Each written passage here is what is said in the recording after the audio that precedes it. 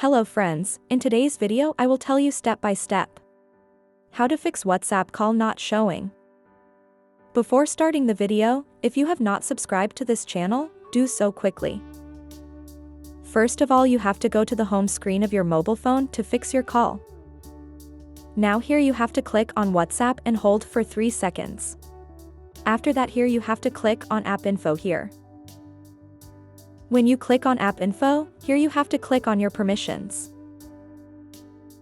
After clicking on the permissions, here you have to give all the permissions to your WhatsApp. For example, here I have not given permission to call, so for this you have to click on the call and make it allowed.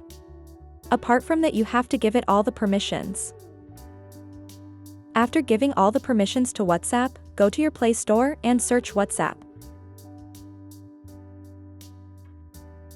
Now click on Update here to update the latest version of WhatsApp. In this way you can fix your call problem in WhatsApp. If you found this video helpful, then subscribe the channel and like the video.